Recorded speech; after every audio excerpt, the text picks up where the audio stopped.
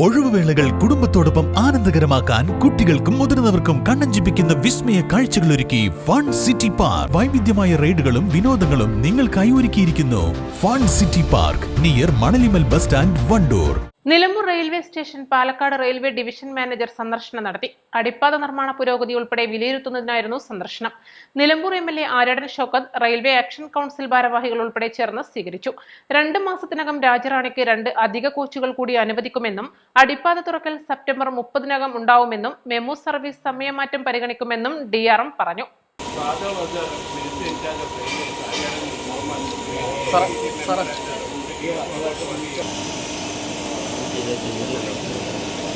രാജറാണി എക്സ്പ്രസിന് പ്രഖ്യാപിച്ച പുതിയ 2 അധിക കോച്ചുകൾ 2 മാസത്തിനകം ലഭ്യമാക്കുമെന്ന് Palakkad division railway manager Madhukar Rawther. ഇത് സംബന്ധിച്ചുള്ള റിപ്പോർട്ടുകളെല്ലാം സമർപ്പിച്ചിട്ടുണ്ടെന്നും തീരുമാനമുണ്ടാകുമെന്നാണ് പ്രതീക്ഷയെന്നും അദ്ദേഹം പറഞ്ഞു.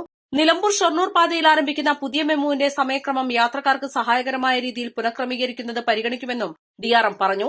നിലമ്പൂർ റെയിൽവേ അടിപ്പാത സെപ്റ്റംബർ 30-നകം പൂർത്തിയാക്കി ഗതാഗതത്തിനായി തുറന്നു നൽകുമെന്നും അദ്ദേഹം പറഞ്ഞു.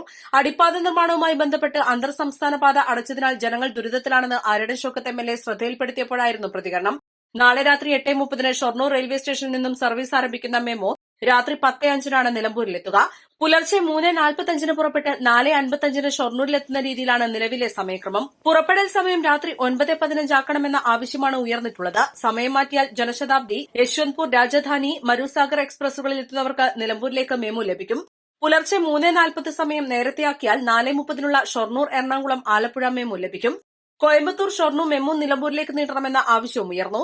റെയിൽവേ ഡിവിഷൻ മാനേജർക്കൊപ്പം additional division manager S. Jayakrishnan, division operating manager Balamurali, commercial manager Arun Thomas, railway action council ഭാരവാഹികളായ doctor Biju Ninan, U. Narendran, Vinod P. Menon, Joshiya Koshy എന്നിവർ ചേർന്നാണ് സ്വീകരിച്ചത്.